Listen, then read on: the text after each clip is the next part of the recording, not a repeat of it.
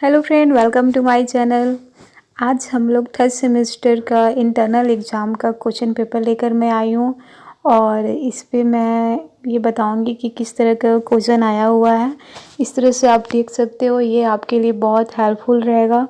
और फिर में भी बहुत सारा क्वेश्चन रिपीट भी होता है, तो आपका ये भी आ सकता है क्वेश्चन, मतलब हो भी सकता है रिपीट। ठीक है, तो आप ये देख लो। और ये है करिकुलम स्टडी यानी पेपर 12 का है और इसमें फुल मार्क्स 15 है। ठीक है, इसका जो क्वेश्चन दिया हुआ है, पहला 5 क्वेश्चन तो आपको ऑब्जेक्टिव दिया हुआ है, जिसमें आपको एक एक नंबर का ही ऑब्जेक्टिव क्वेश्चन है।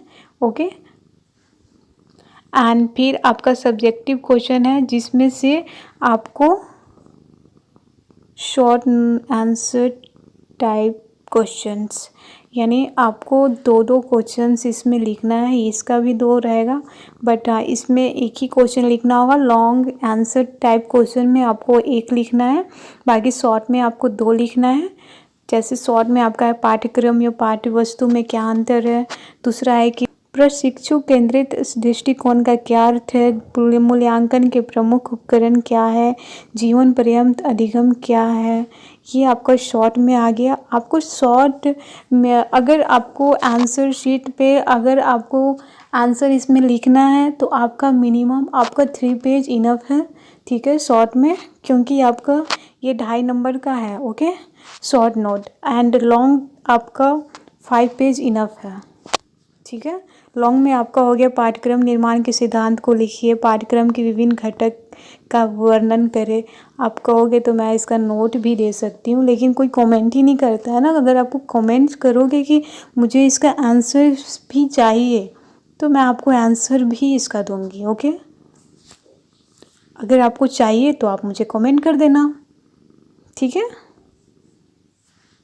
फिर आपका हो गया paper 13 issues and research in teacher education. इसमें भी आपका वही है, फुल मार्क्स 15 है, इंटरनल एग्ज़ाम है इसका। इसमें भी आपका 5 आपका ऑब्जेक्टिव है। ठीक है, ये आपको करना ही करना है सभी। जैसे इसमें लिखा है ऑल क्वेश्चंस आर कंपल्सरी, सभी प्रश्न का हल करना अनिवार्य है। ओके, फिर आपका पार्ट 2 में आपका शॉर्ट आंसर हो जाएगा, शॉर्ट टाइप का एक क्वेश्चन होगा। और पार्ट 3 में आपका लॉन्ग टाइप का क्वेश्चन हो जाएगा। इसमें से पार्ट 2 का आपको 2 करना है और फिर पार्ट 3 का 1 ही करना है। पार्ट 2 का जैसे हो गया प्रभावशाली माध्यमिक अध्ययन के गुणों का उल्लेख कीजिए, अध्यापक शिक्षा के प्रमुख आधारभूत अवधारणाओं का स्पष्ट कीजिए, सेवारत अध्यापक शिक्षा के उद्देश्य बताएं, अध्यापक शिक्षा में अनुसंधान की रुझान को स्पष्ट कीजिए। पार्ट 3 में हो गया कि भारत में अध्यापक शिक्षा की समस्या और समाधान की विवेचना कीजिए, योग्यता आधारित शिक्षा की व्याख्या कीजिए। ये आपका हो गया पेपर 13, पेपर 13 का हो गया। तो आपको वही फुल मार्क्स 15 ही है, तो आपको इस तरह का क्वेश्चन आता है, आप देख लो। एंड हाँ, लेकिन जो इंटरनल का क्वेश्चन आता है ना, वो कुछ कुछ एक्सटर्नल में भी दे देता है, इसलिए आप इंटरनल से भी स्टार्ट करोगे तो अच्छा रहेगा। फुल मार्क्स 15 है, मतलब ज़्यादा से अच्छा मार्क्स लाना है। 15 में कुछ नहीं तो 12-13 तो लाना ही लाना है, राइट। फिर आपका हो गया पेपर 14 में आपका पेपर फुल मार्क्स 15 है। और फिर वही 5 का ऑब्जेक्टिव क्वेश्चन है, बाकी सब्जेक्टिव है।